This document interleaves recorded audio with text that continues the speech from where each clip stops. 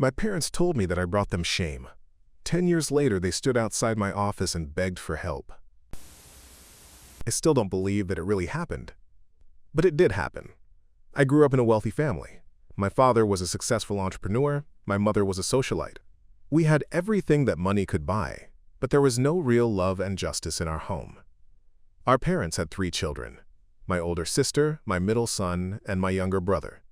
It would seem that we should have been loved equally, but the reality was different. Since childhood, everything revolved around my older sister. She was the golden child, my parents' favorite, their pride and joy. Katya, let's call my sister that, was 2 years older than me, and from the moment she was born, my parents seemed to decide that she was the only child worthy of their attention and love. All her needs were always in the first place. If Katya wanted a new toy or dress, she got it immediately. If I needed something, it could always be postponed or even ignored. My younger brother also rarely received as much attention as my sister. But he was still very young, and I often tried to take care of him myself, because my parents didn't have time for him. They were too busy with Katya's affairs. Of course, as a child, I did not fully understand this. I just felt that I was the one who lacked love. I remember when I got my first A at school. It was the highest grade in our school. I ran home, shining with pride, a notebook with an excellent grade in my hands. I wanted my parents to praise me so much. But my father just glanced at the grade and asked me dryly, "Why not an A+? Try harder, don't embarrass us." My mother didn't pay attention at all because she was choosing a dress for Katya's ballet performance. I was so offended that I could hardly hold back my tears. And there were many such situations. When Katya turned 18, her father gave her a brand new car, even though she didn't know how to drive yet. On my 18th birthday, I was presented with an electric toothbrush. I already knew the difference, but I didn't even say anything, just thanked him and went to my room. Inside, I was seething with injustice, but I knew that complaining would only make my parents angry. They repeatedly told me, "Don't be jealous of your sister. Be a man, make it on your own, like your father." This phrase was heard almost every time I asked for something for myself. Throughout my childhood and adolescence, I tried to become noticeable, to earn their praise.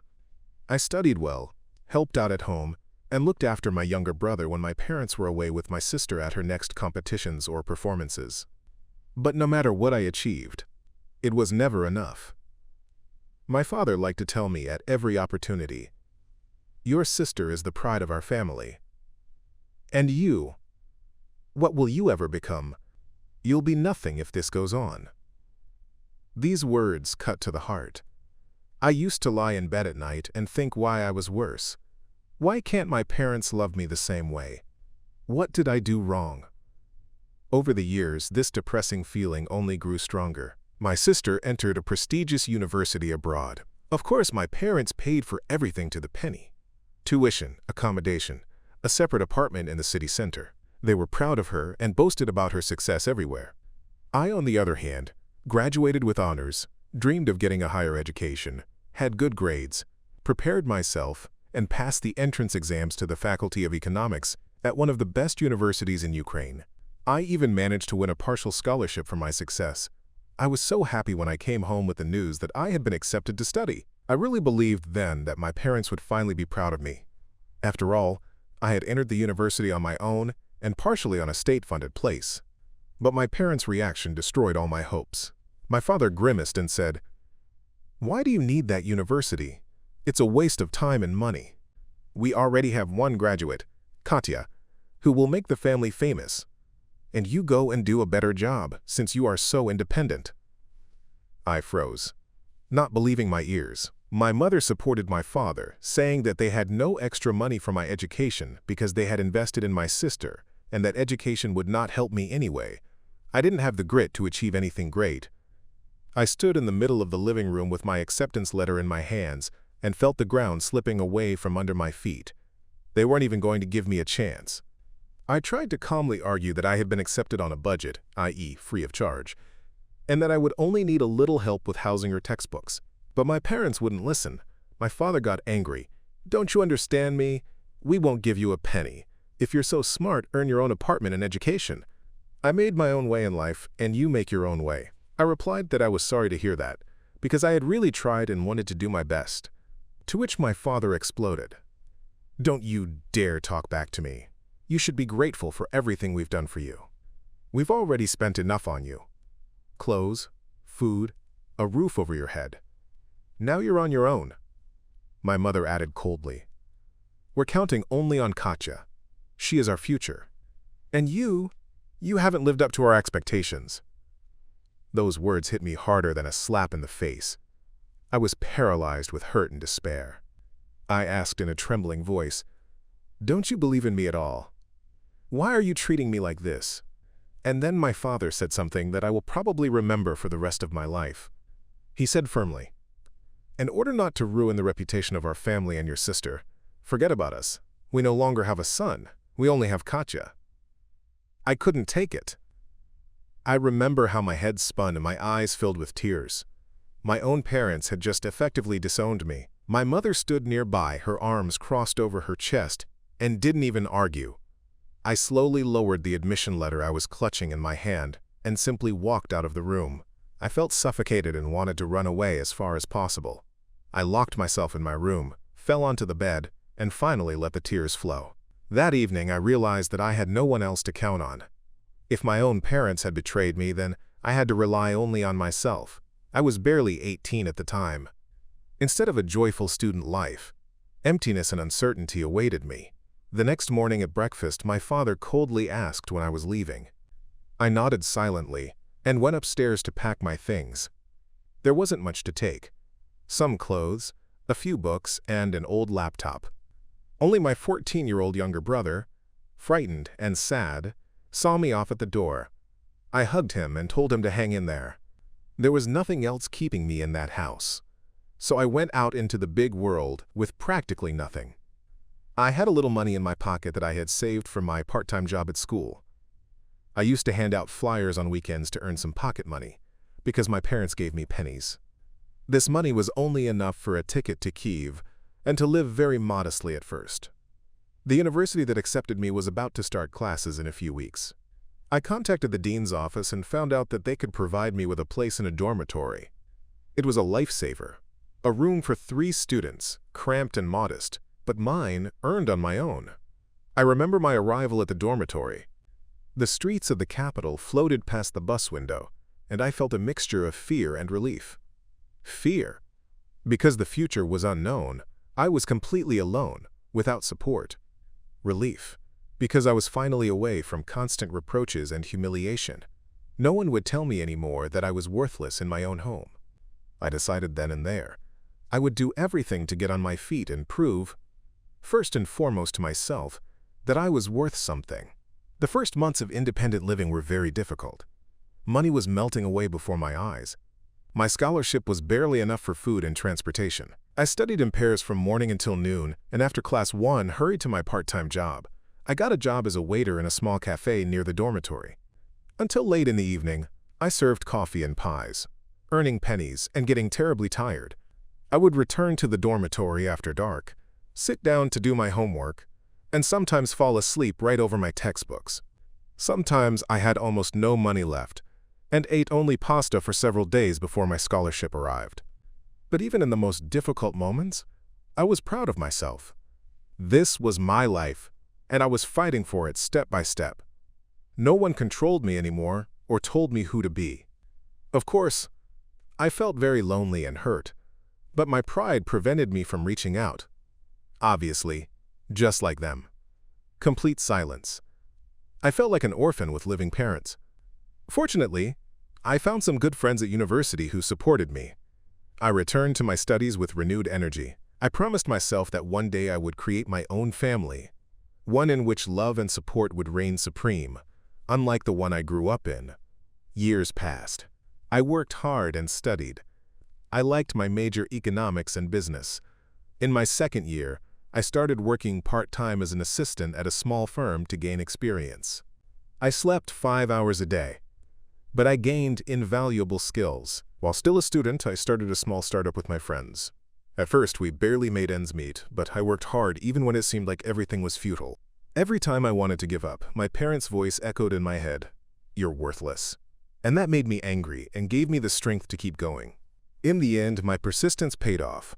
Within a few years, the company began to turn a profit, serious clients appeared, and we grew. By the age of 28, I had a modern office, dozens of employees, and a certain degree of recognition in business circles. Sometimes I wondered how I had managed to do it.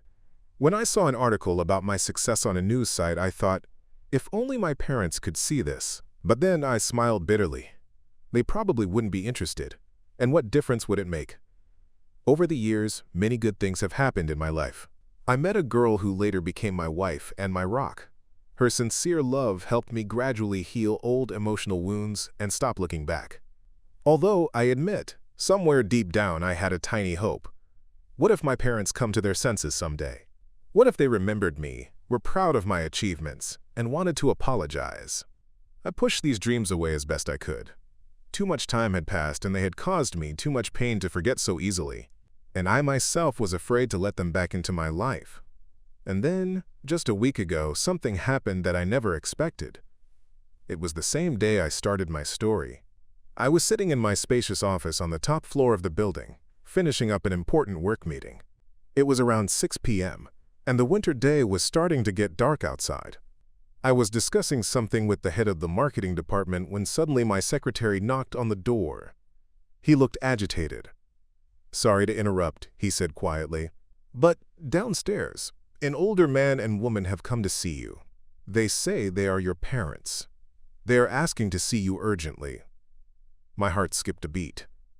I must have turned pale, because the marketing director asked me anxiously if I was all right. I was speechless for a moment. My parents? Here? It couldn't be. I looked at the secretary and saw that he wasn't joking. My legs felt like jelly. I barely gathered my thoughts and nodded. "Okay, I'll come down." When I got to the first floor, I saw them. They were standing near the reception desk, a little apart, clearly out of place in the atmosphere of a modern office center. My parents, I recognized them immediately, even though they had changed a lot. They had aged and turned gray. My father, once stately and proud, now looked tired and dejected, as if weighed down by his own problems. My mother had also changed. Her always impeccable hairstyle was now simply tied back in a bun, her face pale. They were both wearing clothes that had seen better days. I was surprised. My parents had always taken care of their appearance. My mother wore expensive jewelry. Now there was none of that. They stood there, talking timidly to each other until I approached them. I felt a mixture of emotions boiling inside me. Shock, anger, resentment, even pity. It all came over me at once. 10 years. 10 years I hadn't seen these people who were once closest to me. And here they were, without warning, without a phone call. My mother was the first to notice me. Something like shame and joy flashed in her eyes at the same time. She said quietly, "Son." I was startled by that word. Son. From her. After everything. I stopped a few steps away from them. My father looked up and saw me too. For a few seconds, we just stared at each other in silence. I tried to understand what was stronger in my heart, anger or hidden love for them. "Hello," I finally managed to say, my voice sounding hoarse. "Hello, son," my mother replied uncertainly. My father nodded, as if greeting me too, but couldn't find the words. I stared at their faces and didn't recognize the arrogant people who had once kicked me out. Now before me were two exhausted, devastated strangers. "We're glad to see you," my mother began timidly. I remained silent, continuing to look at them cautiously. My heart was pounding in my chest. "What are you doing here?" I finally asked quietly. My parents looked at each other, as if they didn't know who should speak. Then my father cleared his throat and said, "We need to talk to you, please." For the first time in my life, I heard my father speak to me in such a tone. Without orders, without lectures, but truly pleading. It was strange. I hesitated for a moment, then said curtly, "Okay, let's go upstairs to my office. This isn't the place to talk." I led them through the hall to the elevator.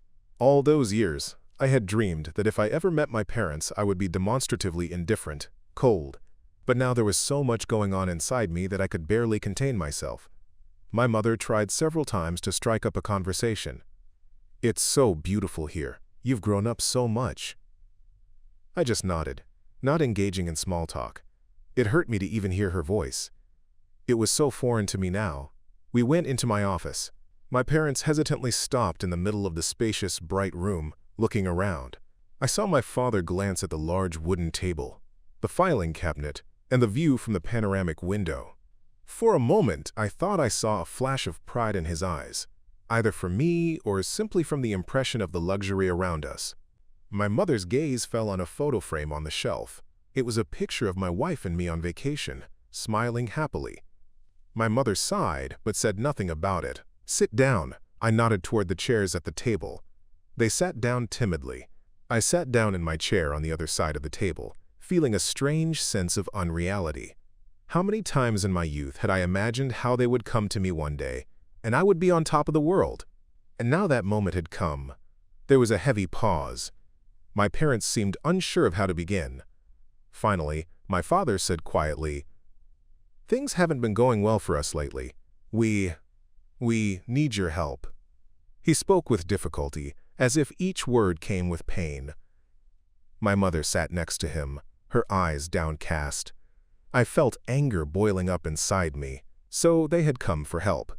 They hadn't seen their son in 10 years, hadn't asked how I was doing, and now they were here to ask for a favor. It made me angry and, strangely enough, hurt me again. I crossed my arms over my chest and asked coldly, "Really? What does this have to do with me?" Mom looked up at me with teary eyes. We know we were wrong. We treated you badly back then." Her voice broke. My father clenched his fist, then unclenched it. It was clear that it was hard for him to listen to this. "We understand that a lot of time has passed," my mother continued quietly. "But you're our son. You're the only one who can help us now." I even flinched. "The only one?" I snapped. "What about Katya?" My parents exchanged glances.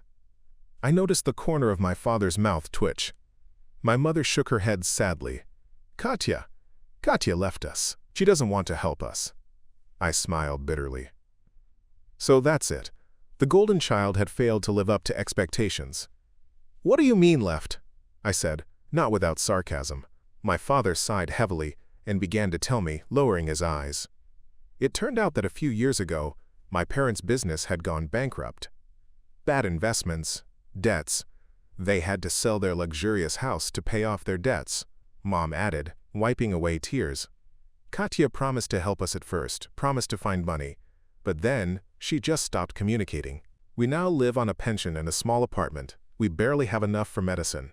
She began to cry, covering her face with her hands. My father hugged her shoulders. I remained silent, digesting what I had heard. So ironically, they lost everything, and their only worthy child did not come to their rescue. And then they remembered me. I exhaled slowly, trying to control my emotions. "I'm very sorry that you find yourselves in this situation," I finally said in a tone of cold politeness, "but I still don't understand how I can be of help." Although, of course, I understood. I just wanted them to say it out loud. My father looked me straight in the eye, for the first time ever. His gaze was pleading. "We have no one else to turn to. You're successful. We've read about your company. We're asking if you could support us financially a little, or find some work for me, so we can get back on our feet." He said this, and I barely recognized my own father. The proud man who once refused to give me a penny on principle was now begging for help. My mother whispered through her tears, "Son, we know we are to blame. We were bad parents. We are so sorry. If only we could turn back time. But now, it's very hard for us. If you can, please help us. At least a little. And we are ready for anything. We will work, clean. I don't know. Just so we don't die in poverty." She sobbed, wiping her eyes with a handkerchief. My chest tightened. If someone had told me, I would never have believed that I would see my parents in such a state. Humiliated, in despair, in tears. Before me were truly broken people. And part of me wanted to rush over and hug them and say, "It's okay, I'll help you." But at the same time, another part of me remembered every injustice I had suffered. Every cold night, in the dormitory, when I shivered under a thin blanket and wondered why my parents didn't love me. Every piece of stale bread I ate because I didn't have money for normal food. Every insult, every humiliation, all those wounds they inflicted on me, they haven't gone away. Apparently these feelings were reflected on my face because my father hurriedly spoke, probably frightened by my silence. We understand that there is no excuse for us. We've thought about it a lot. We're very sorry that it turned out this way. But at the time, we were sure we were doing the right thing. We wanted what was best for the family. He faltered under my gaze. I looked at him and thought coldly, here you are, sitting in my office, asking me for money. Do you even understand what I had to go through? Do you truly acknowledge your guilt? Or are you just looking for a way out? You wanted what was best? I repeated, and the ice in my voice made my parents flinch. Best for whom? For Katja? Or for yourselves? My father blushed. We're thinking about the future of the family. You were always so independent, we believed you could handle it. He began to awkwardly justify himself. I laughed bitterly. Really? You believed? That's why you told me to forget that I had parents? That's why you never once asked in 10 years if I was still alive? My mother cried again. We were afraid. Afraid that you hated us and wouldn't want to talk, she moaned. I shook my head, feeling a wave of long-suppressed pain rising within me. You didn't even try, I whispered. In 10 years, not a single phone call or letter. It was easier for you to erase me from your lives than to simply say, I'm sorry, son, we were wrong. My parents were silent, their heads bowed. The tension in the room was almost palpable. Finally, my father said, I guess you're right. We deserve this. We understand everything, but now, it just so happens that your mother is sick. She needs medicine. And I can't do anything myself.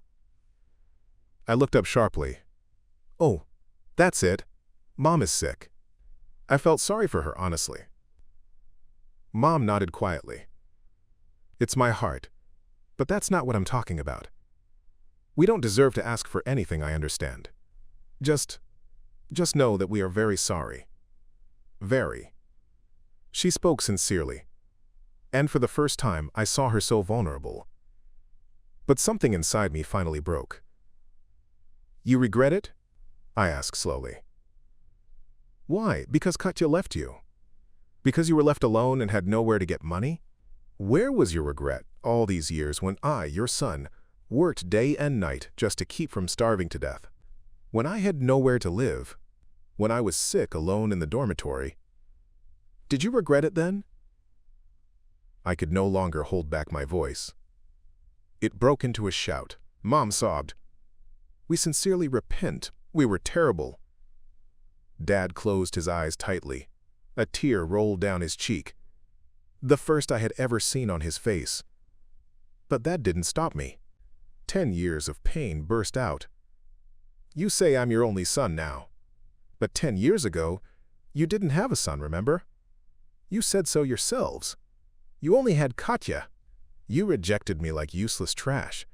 You didn't care how I would live. You didn't care if I died somewhere under a fence, as long as it didn't ruin your damn reputation. And now, when you're in trouble, I'm suddenly your son again, right? Because there's no one else to call. I was choking with emotion, feeling my hands tremble. My father stood up abruptly and suddenly grabbed my hand.